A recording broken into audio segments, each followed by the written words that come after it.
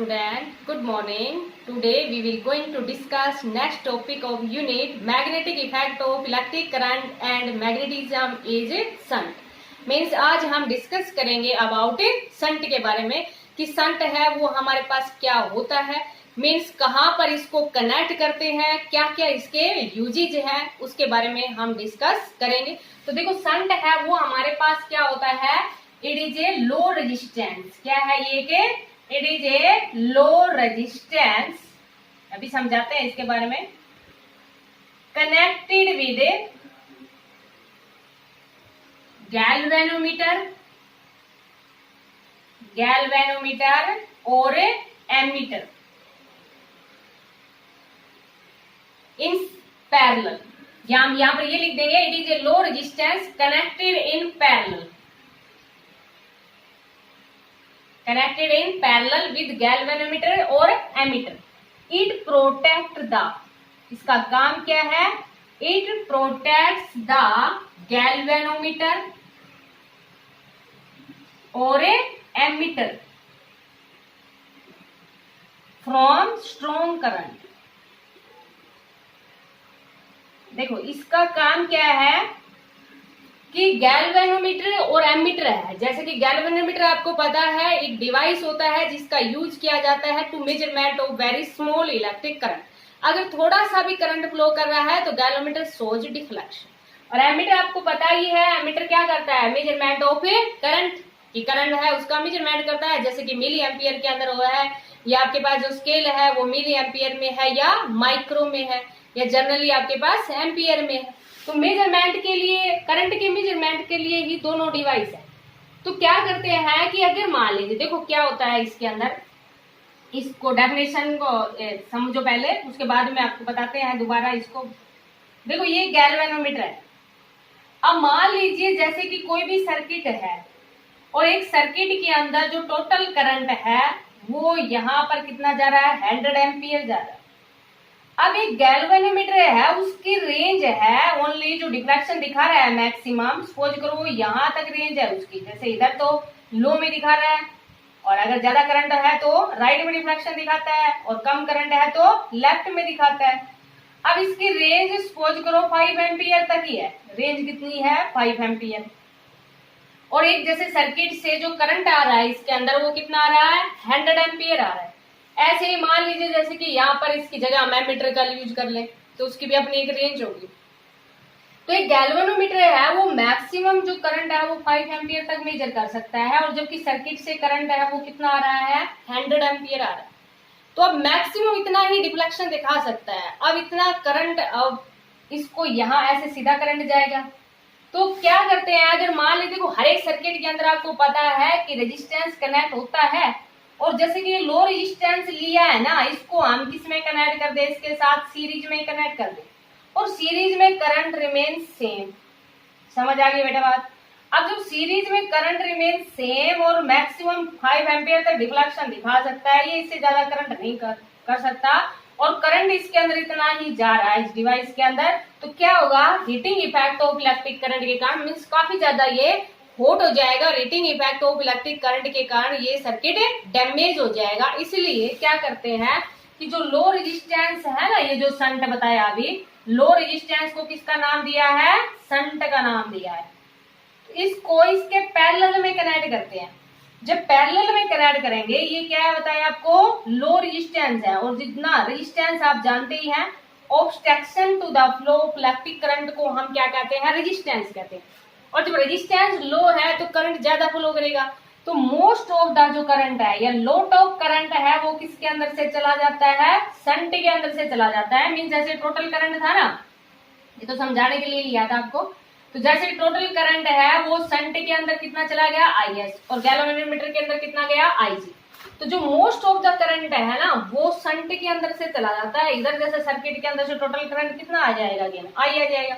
और सर ये जो गैल्वेनोमीटर है और एमीटर है ये डैमेज होने से बच जाता है, तो उसको हम संट कहते हैं। तो समझ आएगा बेटा, Shunt is a low resistance connected in parallel with galvanometer or ammeter. It protects the galvanometer or ammeter from a strong current. Strong current means ज्यादा करंट आ रहा है। देखो अगर मान लीजिए यहाँ पर करंट है वो 3 एम्पियर होता और इसकी रेंज थी वो 5 एम्पियर थी, तब इसके ऊपर कुछ इफेक्ट नहीं पड़ेगा, क्योंकि मैक्सिमम तो 5 एम्पियर तक डिफ्लेक्शन दिखा सकता है ना।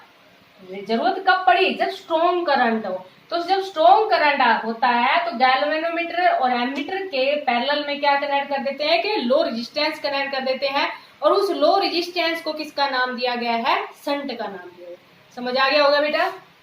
अब देखो अगर मान लीजिए आप कोई न्यूमेरिकल है और उस न्यूमेरिकल में आपसे ये कह दिया जाए जैसे कि कोई वैल्यू दे दी जाए कि टोटल करंट इतना है, तो ये बताओ बाकी सारी आपके पास दे दी, जैसे आईजी गैल्वेनोमीटर के अंदर करंट इतना जा रहा है, या आपके पास कोई और वैल्यू दे दी जाए और आपसे ये पूछ लिया जाए कि आईएस की वैल्यू बताओ भाई कितनी होगी, मीन शंट के अंदर करंट है वो कितना जाएगा, इस तरह से आपसे पूछ लिया जाए। समझ आ गया बेटा।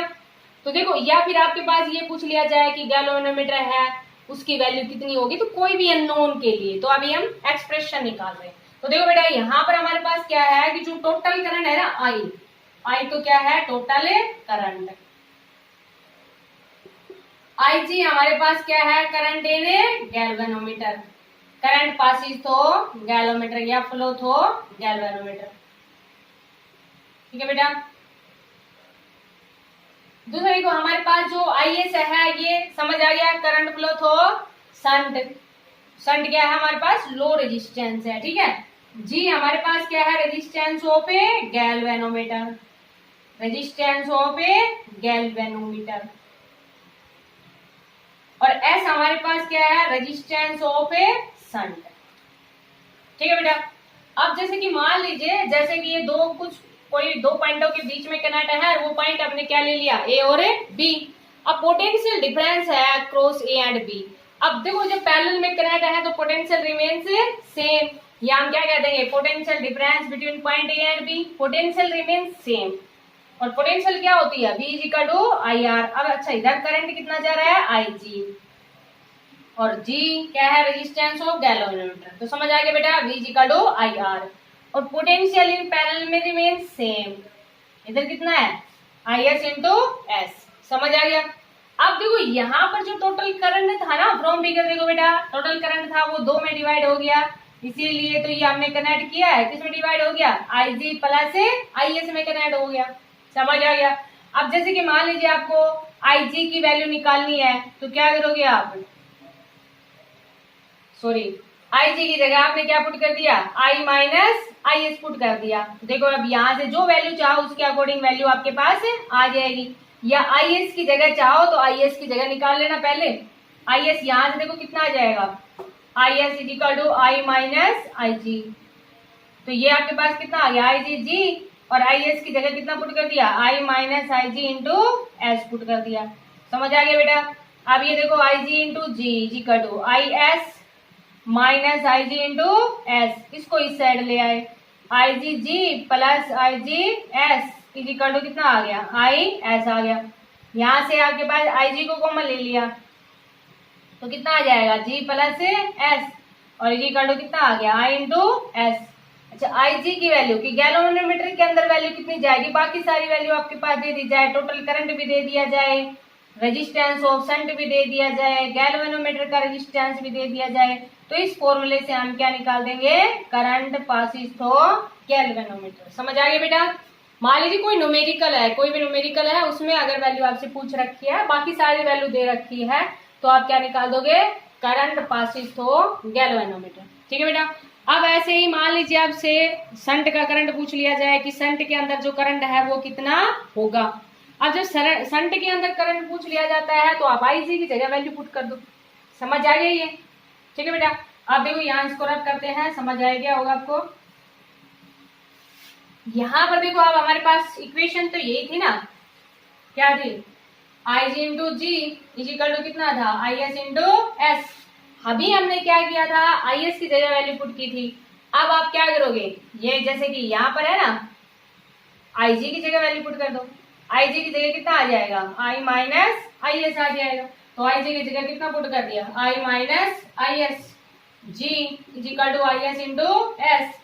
तो ये I S, sorry I G minus I S into G is equal to कितना आ गया, आई एस इंटू एस। इसको आप उस साइड ले जाओ या इसको इस साइड ले आओ, एक ही बात है। जैसे इसको उस साइड ले जाओगे तो I S into S plus I S into G, और इसको उस दूसरी साइड ले गए तो कितना आ गया, आई जी। आई एस कॉमन ले लीजिए यहाँ से तो कितना आ गया, G plus S is equal to I into G. तो आई एस की वैल्यू है वो कितनी आ जाएगी, I G divide by G plus S. तो जैसे कि आपने आई जी निकाला था वैसे ही हम क्या निकालेंगे, आई एस निकालेंगे। आई एस की वैल्यू है वो हमारे पास कितनी आ जाएगी, I S is equal to I G by G plus S, where G is the resistance of galvanometer and S is the resistance of a shunt. तो इन फॉर्मूलों की हेल्प से हम कोई भी वैल्यू आपसे अगर आपसे पूछी जाती है इससे रिलेटेड टॉपिक में तो वो वैल्यू हम निकाल लेंगे।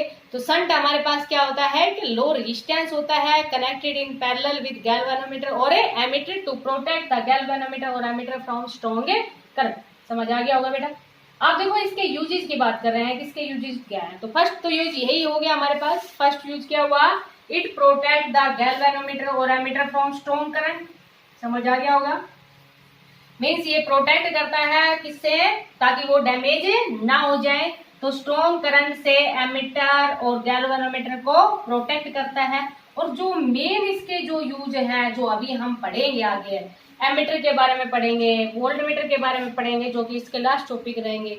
तो एक galvanometer is converted into ammeter. देखो गैल्वेनोमीटर का काम क्या है, to measure of very small current. तो एक galvanometer is converted into ammeter by using a low resistance connected in parallel with the galvanometer. समझ आया बेटा। जैसे कि यही टॉपिक रहेगा अभी हमारे पास। नेक्स्ट यूजेस क्या है, ए galvanometer is converted into ammeter by using a low resistance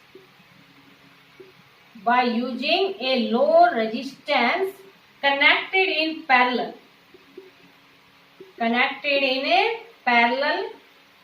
with the galvanometer।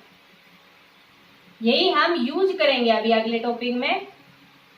जो नेक्स्ट टॉपिक हमारे पास एमीटर रहेगा ना, एमीटर का काम क्या है, टू मेजरमेंट ऑफ करंट। लेकिन एक गैल्वेनोमीटर है उसको हम कन्वर्ट करते हैं एमीटर में bye using a low resistance connected in parallel with the galvanometer. कि लो रेजिस्टेंस को कनेक्ट कर दिया जाए पैरेलल में गैल्वेनोमीटर से, तो गैल्वेनोमीटर है वो किस में कन्वर्ट हो जाएगा, एमीटर में। और एक शंट है उसका यूज किया जाता है to increase the range of a ammeter. It is use to increasing